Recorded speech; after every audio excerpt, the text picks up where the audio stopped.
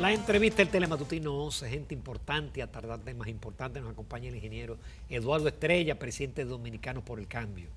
Buenos días, Eduardo, un placer tenerte siempre en el programa, con cierta frecuencia, no tan frecuente, pero de tiempo en tiempo. Aquí estamos, Jacqueline, muchas gracias por compartir con ustedes. Acuérdate aclarar de que yo no soy en la actualidad el presidente del partido. No, exactamente. Nosotros en febrero hicimos una remoción de la dirección partidaria, pero seguimos ahí al pie del cañón, trabajando. Hay un tema obligado, que es el tema de los transportistas y el tema de los combustibles. Y Eduardo tiene ahí unos cuadros y unos argumentos en relación a los combustibles, pero quiero que trate también el tema de los transportistas. Sí. Mira, lo primero es el tema de la ley de combustible, y me añado a lo que usted decía. Lo primero que la población exige en general es que se transparente cómo es que esos impuestos se sacan. El gobierno sencillamente lo que tiene que sentar, o sea, cuando ustedes, si nada ocultan, nada temen, no tiene por qué estar ocultando una información. O sea, la gente quiere un desglose. El gobierno debiera con un programa de televisión. Ahí yo veo que va a haber mañana, creo que un panel en la UAS con economistas, para tocar diferentes puntos de la ley. Eso es importante, porque la gente quiere conocer la realidad, ese precio de paridad, cómo viene, cómo se obtiene, y cuáles son los factores que inciden cada semana, porque a veces hay semanas que tuve que bajar el precio del petróleo y sube el combustible. Ah, no, porque fue que la gasolina la compramos aparte, porque aquí no se refina. Y siempre te ponen una historia. Pero independientemente de eso, yo quise buscar dos publicaciones de 2 semanas del propio gobierno en los precios de combustible. Una fue de julio del año pasado y una es de julio y otra es de agosto de este año, de octubre de este año. Entonces, en esas dos tablas, yo se lo quise reducir a esto. ¿Esta es la de cuál, ingeniero? La que yo tengo aquí. La que tú tienes, esa es la del julio del 2017. Y esta es de octubre de 2018. Entonces, ¿qué aparecen en esas gráficas? Por si no se ve bien. Me voy a la parte, no ya del precio, sino a la parte del impuesto del gobierno. El gobierno en octubre, en julio del 2017, de la gasolina regular. Ingeniero, vamos a aclarar que esa tabla supuestamente debe dar los datos para que entendamos todo cómo es que se calcula. Cómo se calcula. Cuáles son las variables que influyen. Efectivamente. Y toda esa... Pero lógicamente comenzamos de un precio de paridad, que eso habría que revisarlo, cómo tienen el primer precio. Pero yo me quiero... Sí, porque los otros son porcentajes. Los otros son porcentajes, pero yo me quiero sintetizar a la parte de los impuestos del gobierno. ¿Qué es lo que yo quiero llevar a la población? El gobierno en julio de 2017 cobró de la gasolina regular, cobró de impuestos 76 pesos. ¿Dónde sacamos los 76 Los pesos? 76 son la suma de esos dos renglones. De este que es un impuesto fijo y de este que es otro impuesto. Ok, de la ley 112.00. Sí, que es un impuesto fijo. Ajá, y de la ley 495.06, que es el valores, reforma fiscal 16%. Estoy haciendo un gran esfuerzo. Arturo del 6%. Entonces, aquí está, mira, 76 pesos cobró de gasolina en julio del año pasado, de impuestos. Y en octubre ahora está cobrando 82 pesos, es decir, de impuesto el gobierno, aparte de lo que sube el precio internacional del petróleo, el gobierno está recaudando más. En julio del año pasado recaudó 76 pesos y ahora 82, es decir, aumentó los impuestos 5 pesos. Y en el gasoil 7 pesos. Entonces yo me pregunto, ¿por qué tiene que haber una ley que uno de los impuestos sea un porcentaje, que cuando sube el precio del petróleo, también el gobierno recauda más? Y por eso yo digo que a veces el gobierno le juega a que los precios del petróleo suban, porque no hay razón de tu Estado golpear a la población queriéndote quedar con más dinero. Entonces, lo que quiero decir es que el gobierno miente cuando dice que no se puede revisar la ley, porque si la ley se revisa, se cae en la recaudación. Eso no es verdad. Usted tiene que tener, lo primero, un impuesto fijo. Aunque el barril de petróleo esté a 50 pesos, o esté a 80, o esté a 100, la parte que el gobierno cobre de impuestos no puede ir aumentando si aumenta el precio del petróleo. Y el argumento que pareciera con cierta lógica que dice el ministro de Hacienda, por ejemplo, de que ya el presupuesto del 2019 está hecho. Tenemos una crisis porque han salido muchas plantas y eso va a obligar al gobierno que tenga que buscar mensualmente 50 millones de dólares adicionales. Pero, en medio de ese panorama, independientemente de que esto esté digno de ser revisable o no, ¿usted cree que estamos en el momento oportuno? Porque ahí es bueno que tú me toques también en la electricidad de la planta. Óyeme, yo digo que el gobierno habla a veces que los sindicatos son chantajistas, que el otro óyeme, el mayor chantajista que hay aquí es el gobierno dominicano. El gobierno cada vez que quiere pasar un préstamo, que voy a hablar de la deuda ahorita, lo que hace que dice que si no se aprueba ese préstamo se va a caer, que el problema de la divisa, que sí o qué, y le mete una presión al pueblo dominicano, pero no habla del gasto público. Con el problema de electricidad, cada vez que hay un problema, el gobierno le marcha a los empresarios. Y no es los empresarios, el mayor responsable es el Estado dominicano. Pero Eduardo, los transportistas están libres de culpa, porque ellos aumentaron ya las tarifas a los pasajeros y entonces hacen paros. Pero hay un Estado que no regula, Ramón.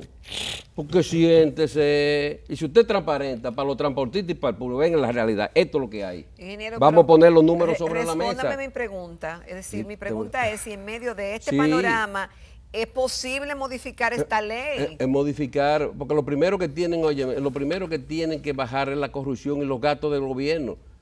Porque para otra cosa, ellos sí pueden seguir gastando. Y cuando te hablo de la electricidad, en el 2012, cuando el presidente Medina llegó al gobierno, yo le hice una carta planteando una serie de cosas, de que se debían construir plantas de gas natural, de que se debía renegociar con la barra, y que no fue la negociación que se debió haber hecho, porque en base de un impuesto en base a los beneficios, no a la venta neta como es de la Falconbridge, porque ahí es un rejuego.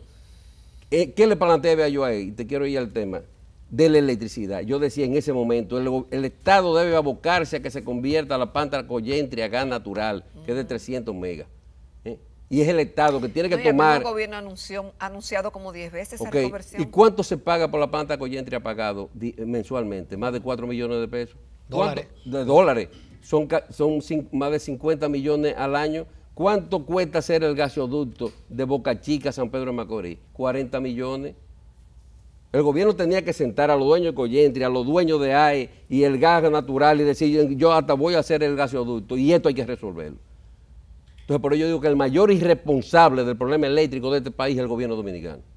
Entonces, cada vez que hay una crisis, el gobierno le quiere echar la culpa a algún sector de la economía. Si es con el transporte a los transportistas, si es con la electricidad a los generadores. Y no es que yo esté defendiendo a un sector a otro, pero el gobierno aquí es un irresponsable, no es capaz, y no juega el rol del Estado que tiene que jugar, que es de mediar y de resolver los problemas en función de la grande mayoría nacional. Yo te voy a decir, la ONSA, que ustedes saben, ¿por qué se declaró el caso de la ONSA? Porque hubo un muerto. Pero que yo digo, ahora la ONSA tiene un concurso de 200 autobuses. ¿Qué yo he planteado? ¿Qué he venido planteando? Y después me va a decir, no, pero ya las guaguas se compraron. ¿Entiendes? ¿Qué yo he dicho con la ONSA? Vamos a comprar guaguas, autobuses de gas natural, que contaminan menos en la ciudad. Cuando tú te le pones atrás una guagua de esa que acelera, tú la más sientes a veces el humo del gasoil. El gas natural contamina menos, pero se ahorra un 30%. ¿Qué me pueden decir alguna gente? No es que el gas natural todavía no hay muchas estaciones que lo tienen, tal vez en tu vehículo, pero las guaguas de la ONSA no echan combustible en las estaciones. Tienen una estación en su propia planta. Instalen una estación de gas natural en su planta y hagan eso. Oye, hay una empresa del este privada que acaba de comprar 10 autobuses de gas natural para transportar a sus empleados y no contaminar la zona de los turistas y sus instalaciones. Esa gente tiraron sus números y ven los beneficios que hay. ¿Y por qué aquí no se compran esos autobuses de gas natural? Que ya el transporte colectivo en muchas partes del mundo a base de gas natural. Entonces hay gente que me dice, no, Eduardo, es que hay interés, que yo no quisiera creer eso. Dice, hay intereses, porque el problema es que el gas natural o los autobuses no se le puede sacar y el gasoil a la guagua sí se le puede sacar y se puede vender el gasoil. Con un tubito. Con un tubito, porque estamos en este país y entonces eso es en desmedro de la población. Entonces mañana me van a decir que eso no se hizo porque cómo va a ser la urgencia que hay de comprar guagua y no podíamos parar eso, porque que siempre, cuando no se quieren hacer las cosas bien, se buscan excusas. Siempre cuando no se quieren hacer bien las cosas en este país, Jacqueline, se buscan excusas. Y es un país sumido en un desorden en todos los sectores. Mira esto, ¿tú crees que es posible? Yo vi el otro día. Comerciantes dice pagan a banda para que no les roben. ¿Qué estoy diciendo? En los barrios. Pagan a banda para que no les roben. Así está este país de la delincuencia. ¿O tú te sientes seguro en la calle? Ramón se siente seguro. Yo me siento seguro. Se siente seguro los funcionarios que andan con escolta y con franqueadores. Pero cada día aquí más la delincuencia es un desastre. Pero, vamos a una breve pausa, bueno, porque okay, tenemos muchas preguntas para Eduardo Estrella. Para que arranquemos otra vez. Volvemos en unos minutos.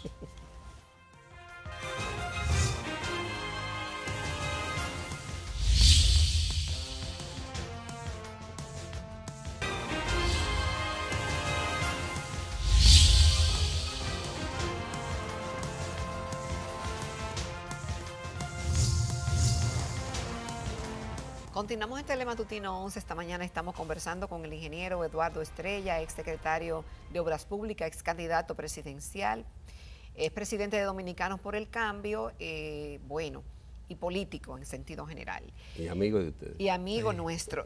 Ingeniero, ante los planteamientos que usted hacía en el segmento anterior de las distorsiones que usted ve en el manejo gubernamental, de la falta de transparencia y el de la no decisión de enfrentar de caras a los problemas, ¿cuál es el planteamiento, cuál es la solución que ustedes plantean? Y conecto con la pregunta que hizo Ramón al principio de las protestas que están haciendo, por ejemplo, Ubiere, con el tema de la transparencia de la ley de hidrocarburos. Sí, yo con las protestas, que sean siempre pacíficas, yo estoy de acuerdo. No estoy de acuerdo con protestas de violencia, pero con protesta porque el gobierno tiene que transparentar. ¿A qué usted le llama una protesta pacífica? ¿Parar los vehículos, eso es pacífico? Bueno, que tú puedas parar, que tú puedas anunciar, que tú puedas demandar, que tú puedas ir al Congreso, que tú puedas ir a Industria y Comercio, pero que el Estado también tenga que dar respuesta. Porque, Jacqueline, hasta un hijo tuyo, si te demanda cosas y tú no le das respuesta como padre, va a reaccionar de manera diferente. Entonces, esa es la obligación del Estado, que tiene que darle respuesta a los diferentes sectores. Entonces, nosotros por eso hemos dicho, ¿cuál es la primera solución? Yo digo, ya el PLD no está en capacidad de seguir gobernando este país. Y lo viene demostrando. ¿Y cómo yo te digo que no está en capacidad? Te voy a hacer esta gráfica primero, que yo tenía otra. Mira, este es el comportamiento de la deuda del país desde el año 2000. Bien. Si tú tomas el año 2010, estaba en 14.800 millones de dólares.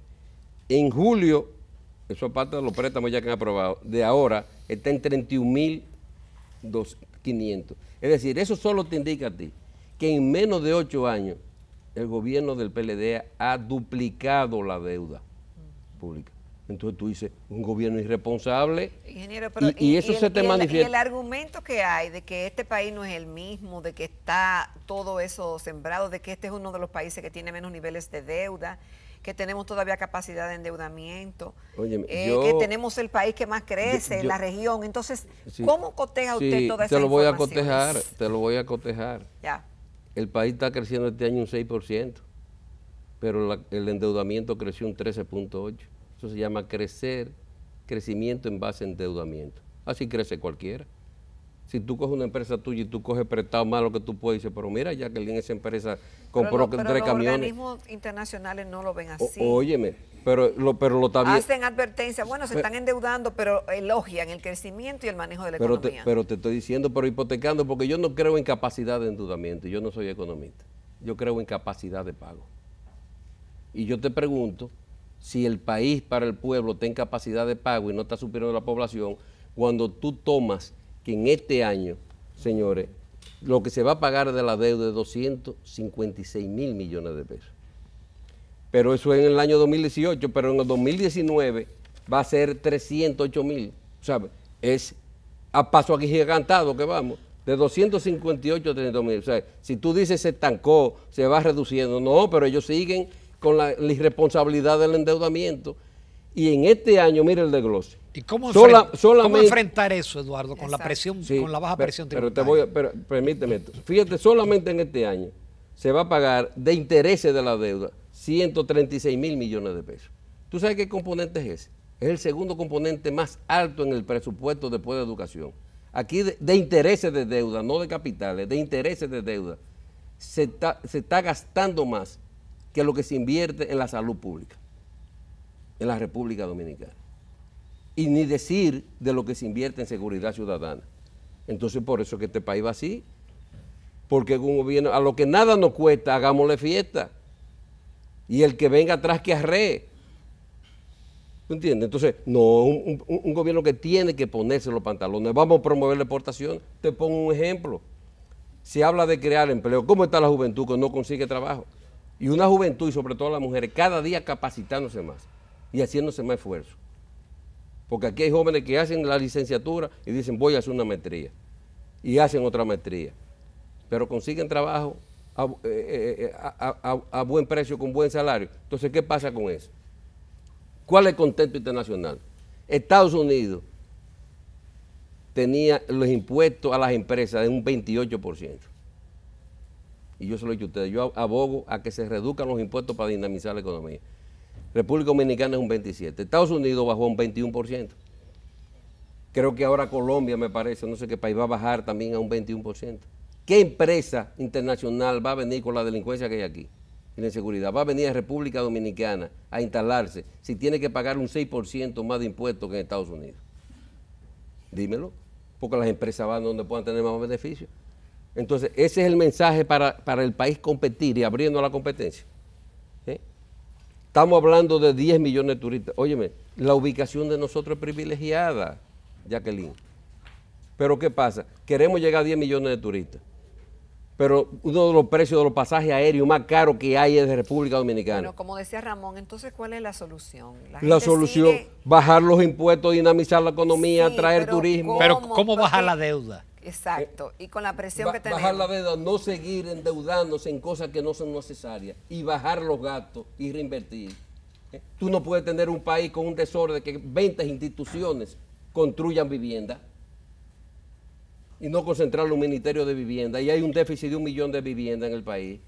Tú te encuentras que aquí cualquier institución, el INVI, Sabica, el otro, espérate, obra pública, que si yo qué, oye, Fonper está construyendo vivienda. Explícame eso. Ahora usted decía que ya el PLD... y la ley de Fonper, ¿por qué Fonper ese dinero no va a la cuenta pública del Estado, a la saca del Estado? Porque ese organismo está para tomar los fondos y tener de las empresas del Estado, pero no para gastar dinero. ¿Y por qué no se le da directamente? Ellos no están para hacer alcantarillas y para hacer cosas de esas. Entonces, ese desorden administrativo que aquí hay. Esa es su propuesta, pero y usted decía que el PLD ya no está en capacidad de seguir gobernando, pero la gente le sigue dando el favor de su simpatía, revelado en todas las encuestas. Óyeme, entonces, Jacqueline, este país está... La gente todavía te dice un 70 y pico % que no sabe por quién va a votar. Óyeme, la gente está cansada. La gente va a lo que está pasando. La gente ve que lo que son los casos de corrupción y la delincuencia. Y yo le pregunto a ustedes, ¿ustedes creen que ese caso de Odebrecht va para algún sitio? La gente como lo percibe, eso es un circo más. Los casos de la UISOI, ¿por qué se supo el expediente aquí de la UISOI? Porque se mató un arquitecto en una instalación de la UISOI. Por eso se supo. Y los que están presos son los verdaderos responsables de eso. ¿Por qué se supo aquí del escándalo lo del CEA? Porque se mataron 2 profesionales de la comunicación en San Pedro de Macorís. Pero se ha resuelto algo con lo del CEA. Hay gente traducida a la justicia.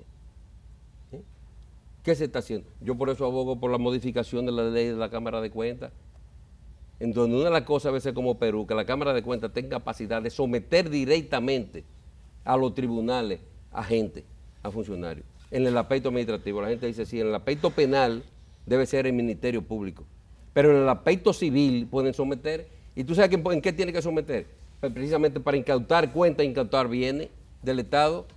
Porque a los corruptos lo que más le duele primero es por el dinero. Es muy fácil caer preso, te ponen 5 años, tú sales a los 2 años y medio, pero no te tocan tu fortuna y tú sales lleno de dinero. No, lo primero que hay que confiscar es los bienes del Estado, recuperar lo que aquí se ha llevado la corrupción. Porque que mientras se siga malgastando en este país, mientras se siga, como se tiene Punta Catalina, que es una fuente de derroche de dinero, ¿Me entiendes? Mientras se siga haciendo carretera como lo que yo le he puesto otra vez, el del río Constanza, que es 25 kilómetros y costó 100 millones de dólares, a más de 4 millones el kilómetro, una carretera de 6 metros de ancho, que tú tomas el metro cuadrado de construcción y cuesta más de 30,000 y pico de pesos, con lo que te cuesta la construcción de una edificación de vivienda en una carretera. Yo digo, pues ni que le estén echando oro ahí abajo o ámbar para rellenar la carretera.